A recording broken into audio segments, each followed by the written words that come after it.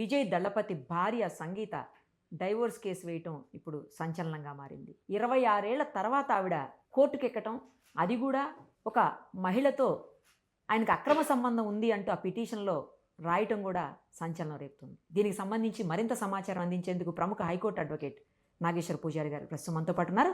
ఒక్కసారి ఆయనతో మాట్లాడదాం. నమస్తే అండి. ఏంటిది? ఎందుకంటే ఇప్పుడు పార్టీలో చాలా ఫేమస్ అవుతున్నారు ఆయన.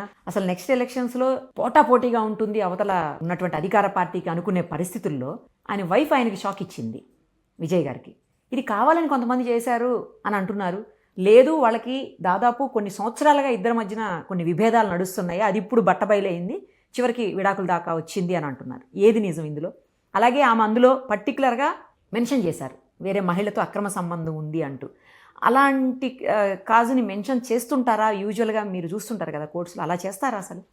కంపల్సరీ చేస్తారు. ఎందుకంటే ఇప్పుడు మనం ప్రధానంగా చెప్పాల్సిన విషయం ఏంటి అంటే, ఇప్పుడు విజయ్ గారు పాలిటిక్స్లో ఉన్నారు. Okay, that is the first point. రెండోది, ఇప్పుడు భార్యాభర్తల మధ్య గొడవలు అనేటివి ప్రస్తుతం ఉన్న సమాజంలో అవి సర్వసాధారణం అయిపోయినాయి. అంటే ప్రతి కుటుంబంలో వాళ్ళ వాళ్ళ స్థాయిని బట్టి ఆ గొడవలు, చిన్న చిన్న గొడవలు కానీ అవి కానీ భేదాభిప్రాయాలు ఉండటం అనేది సర్వసాధారణమైన విషయం అనేది. నేను ప్రధానంగా చెప్తున్న విషయం ఏంటంటే డైవోర్స్కి ఏ కారణమైనా ఓకే, కానీ ఇల్లీగల్ రిలేషన్షిప్స్ అనేది కారణమైతే మాత్రం అది సమాజం మీద పెద్ద ఎఫెక్ట్ పడుతుంది. ఇది ప్రజలందరూ గమనించాల్సిన విషయం ఇది. ఎందుకంటే వాళ్ళిద్దరికి పడటం లేదు కానీ, లేకపోతే ఇంకా వేరే ఫైనాన్షియల్ ఇష్యూస్ కానీ, లేకపోతే బిహేవియరల్ ఇష్యూస్ ఉంటే ఓకే. అది సమాజంలో ఇప్పుడు అతిపెద్ద ప్రాబ్లం ఏంటంటే ఇల్లీగల్ కాంటాక్ట్స్. ఎక్కువ క్రైమ్ అంతా ఇన్వాల్వ్డ్ అయింది కూడా కుటుంబాలలో. ఈ చంపుకోవడము, చంపడం అనేది ఇల్లీగల్ కాంటాక్ట్స్ వల్లనే జరుగుతున్నది. ఫైనాన్షియల్ వల్ల ఎప్పుడు కూడా హత్యలు జరగాల. ఫైనాన్షియల్ వల్ల ఎప్పుడు ఏ మర్డర్ చూసినా, కుటుంబంలో జరిగే ఏ మర్డర్ చూసినా కూడా దాని బిహైండ్ ఎఫైర్సే ఉంటున్నాయి తప్ప మిగతా అంశాలు చాలా తక్కువ, 1-2% మిగతా అంశాలు ఉన్నాయి. సో ఒక భారతదేశంలో మొత్తం గుర్తింపదగ్గ ఒక నటుడు, ఒక తమిళనాడుకి నథింగ్ బట్ ఒక సూపర్ స్టార్ లాంటి ఒక వ్యక్తి ఇటువంటి ఆరోపణలతోని డైవర్స్ అప్లై చేయడం అనేది అయితే అది హర్షించదగ్గ విషయం కాదు.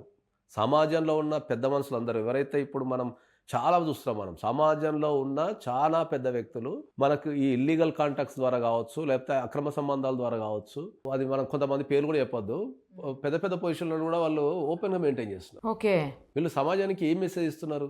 అది పాయింట్ ఇక్కడ. ఎందుకంటే చాలా మంది ఏంటంటే ఇప్పుడు మా హీరోనే చేసిండు కదా మాకేందనే టైప్లో అయిపోతున్నారు జనాలు. ఓకే, దాన్నే ఆదర్శంగా తీసుకుంటున్నారు ప్రతిదీ. ఎందుకు అంటే ఇప్పుడు నేను ఇప్పుడు బీయింగ్ ఏ డైవోర్స్ అడ్వకేట్ ఉన్నా, మా దగ్గరకు వస్తారు, డైవర్స్ ఎందుకు, డైవర్స్ కంపల్సరీ కావాలి సార్ అంటారు. అన్నప్పుడు మనం చాలా స్పష్టంగా చెప్తామమ్మా, డైవర్స్ ఎందుకు, ఉన్నది ఒకటే జీవితం కదా, కలిసిపోవచ్చు కదా, ఏమైనా ఉంటే ప్యాచప్ చేసుకోవచ్చు కదా, ఇట్లాంటివి మాట్లాడి సమాజంలో బాగుండదు కదా అన్నప్పుడు వాళ్ళు కౌన్సిలింగ్ చేస్తారు. కౌన్సిలింగ్ చేసినప్పుడు వాళ్ళు ఏం చెప్తారు తెలుసా?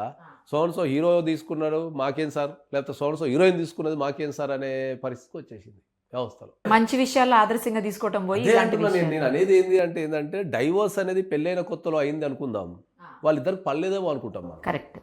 Okay, correct. ఒక వైవాహిక జీవితం ఒక 20 సంవత్సరాలు గడిపిన తర్వాత, ఒక 20 సంవత్సరాలు 30 సంవత్సరాలు గడిపిన తర్వాత, పిల్లల్ని కన్న తర్వాత, పిల్లలు పెళ్ళిళ్ళ స్టేజ్కి వచ్చిన తర్వాత ఈ అక్రమ సంబంధాలతో డైవర్స్ తీసుకోవడం అనేది సొసైటీలో ఎటుపోతుంది అనేది ఒక పాయింట్. ఇప్పుడు మీరు బిల్ గేట్స్ ఉన్నారు, బిల్ గేట్స్ ఆల్సో డైవర్స్ తీసుకున్నాడు. ఎన్ని సంవత్సరాల వైవాహిక జీవితం తర్వాత? ఆల్మోస్ట్ 30 దాటినట్టు. మరి అక్కడ డైవర్స్ గల కారణం ఏందో తెలుసా మీకు? సేమ్ ఇల్లీగల్ ఎఫైర్సే. బెన్ జోసెఫ్ డైవర్స్ తీసుకున్నాడు, అమెజాన్ ఓనర్. ఏది 20 సంవత్సరాల మ్యారేజ్ తర్వాత, అక్కడ కూడా ఏమున్నది? సేమ్. సో అంటే ఒక స్టేజ్ దాటిన తర్వాత ఒక ఇద్దరు వ్యక్తులు 20 సంవత్సరాలు అంతకంటే ఎక్కువ కలిసిన తర్వాత డైవర్స్కి దారి తీస్తుంది అంటే అక్కడ మ్యాక్సిమం ఎక్కువ ఇల్లీగల్ కాంటాక్ట్స్ ఉంటాయి. అంటే ఒక ఇద్దరు వ్యక్తులు ఒక ఇంటి కింద కలిసి నివసించినప్పుడు 20 సంవత్సరాల నుంచి రాని ఫైనాన్షియల్ ఇష్యూస్, లేకపోతే 20 సంవత్సరాల నుంచి బిహేవియర్ ఇష్యూస్ 20 సంవత్సరాలతో ఏమొస్తాయి? అంటే వాళ్ళ జీవితంలోకి ఎవరో ఒకరు రావటం ద్వారానే ఆ 20 సంవత్సరాలు ఉన్న సామ్రాజ్యం ఎక్కడ కూలిపోద్దనే ఉద్దేశంతోనే డైవర్స్ దారితీస్తారు. ఇప్పుడు వేరే మహిళ అని అంటున్నారు ఈ పిటిషన్లో. ఆవిడ ఎవరు ఏంటి అనేది రేపు కోర్టులో ప్రూవ్ చేయాల్సిన అవసరం ఉంటుందా? అంటే అంత ప్రూవ్ చేయాల్సిన అవసరం వీళ్ళకు ఉండదా? లేదు, డెఫినెట్లీ ఆరోపణ చేసిన తర్వాత కోర్టులో డెఫినెట్లీ ప్రూవ్ చేయాల్సిన అవసరం 100% ఉంటుంది. ఇప్పుడు మనకు తెలిసిన సమాచారం ప్రకారం ఏంటంటే ఒక మహిళతో సంబంధం ఉంది, ఆమెతో కలిసి జీవిస్తున్నాడు, నన్ను ఇగ్నోర్ చేస్తున్నాడు అనే దానిపైన ఆమె పిటిషన్ పెట్టిందని తెలిసింది.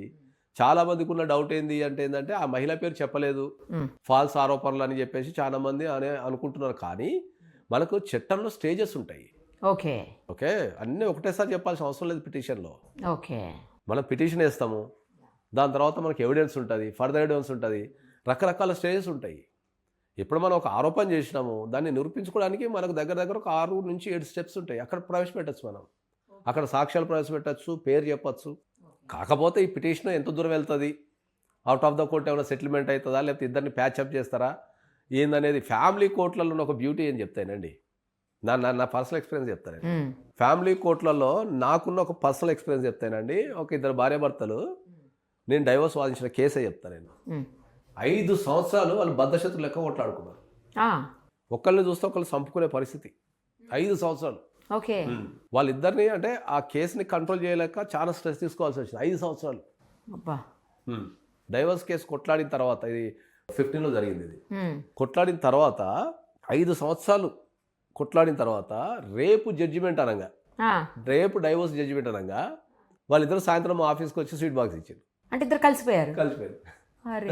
మరి నెక్స్ట్ డే ఏమైందండి కోర్టులో? కోర్టుకి వెళ్ళి మనం పొద్దున మేము వేసేసినాం, సార్ మేము కలిసి ఉంటాం సార్, డిసిషన్ తీసుకున్నాం, జడ్జిమెంట్ ఇవ్వద్దు. అవునా, ఆగిపోయింది. ఇంకా అంతే. ఇంకా కోర్టు ఏం చేసింది, కాంప్రమైజ్ రికార్డ్ చేసేసి కేసు క్లోజ్ చేసి పంపించేసి. ఆ స్టేజ్ లో కూడా సూపర్. అసలు ఫ్యామిలీ కోర్టులలో ఉన్న ఏకైక బ్యూటీ ఏంటంటే, వాళ్ళు ఏ స్టేజ్లో అయినా కూడా మేము కలిసిపోతాము అన్నా విడిపోతామన్నా కూడా ఫ్యామిలీ కోర్ట్స్ అలో చేసేస్తాయి. కాబట్టి భార్యాభర్తల రిలేషన్షిప్ అనేది అది చట్టాలకు సంబంధించింది కాదు, ఎమోషనల్. అది ఎమోషనల్. అది వాళ్ళు తాత్కాలికంగా ఒక నిర్ణయాన్ని తీసుకుంటారు తప్ప, వాళ్ళు ఎమోషనల్ ఎక్కడ దగ్గర కనెక్ట్ అయిపోయినా అనుకో, చట్టాలు సెకండరీకి, థర్డ్కి, ఫోర్త్కి వెళ్ళిపోతాయి. ఈ కేసులో కూడా అంతే ఉండొచ్చు అనుకుంటాను నేను. ఎందుకంటే ఇప్పుడు మీరు అన్నట్టు అది పొలిటికల్ స్ట్రాటజీ కావచ్చు, లేకపోతే ఎన్ని రోజులు ఆమెకు పోరాడే శక్తి లేకుండా ఉండొచ్చు. ఓకే, ఎందుకంటే పెద్ద స్టార్ కాబట్టి ఎగైనెస్ట్ వెళ్తే ఏమైనా జరుగుతుందేమని అనుకుండొచ్చు. ఇప్పుడు ఆమెకి ఏమైనా సపోర్ట్ వచ్చి ఉండొచ్చు, లేకపోతే ఆమె నిజంగా సఫర్ అవుతూ ఉండొచ్చు. ఓకే, ఆమె మ్యాక్సిమం ట్రై చేయాల్సినంత ట్రై చేసి, కాకపోతే కలిసి ఉండడం ఎందుకంటే డైవర్స్ చేసుకోవచ్చు. డైవర్స్ చేసుకున్నప్పుడు గ్రౌండ్ అనేది మనకు కంపల్సరీ రాయాల్సిందే. సో ఆ గ్రౌండ్ మీద అప్లై చేసుకున్నారు కాబట్టి నాకు తెలిసి క్రుయాలిటీ గ్రౌండ్ మీద అప్లై చేశారు. ఎందుకంటే మనకు అడల్టరీ గ్రౌండ్ మీద కనుక అప్లై చేస్తే మనం కంపల్సరీ పేరు రాయాలా, వాళ్ళని పార్టీ చేయాలా. ఓకే. అంటే ఎవరితోనైనా అక్రమ సంబంధం పెట్టుకున్నప్పుడు, ఫలాని వ్యక్తితో నువ్వు అక్రమ సంబంధం పెట్టుకున్నావు, నాకు డైవర్స్ ఇమ్మని చెప్పి కూడా ఆ గ్రౌండ్ మీద కూడా మనం వేసుకోవచ్చు. కానీ అట్లాంటి గ్రౌండ్ మీద మనం అడల్టరీ మీద కనుక మనం డైవర్స్ అప్లై చేస్తే ఆ అడల్టరీలో ఉన్న వ్యక్తిని పార్టీ చేయాలా, కంపల్సరీ వాళ్ళకు కూడా నోటీసులు పంపాలి. కాబట్టి ఈ కేసు స్పెషల్లీ నాకు తెలిసి మనకు క్రుయాలిటీ గ్రౌండ్స్ అండ్ డిజెషన్ గ్రౌండ్ కింద వేసి ఉండొచ్చు. ఏం జరుగుతుందో చూద్దాం. Thank you.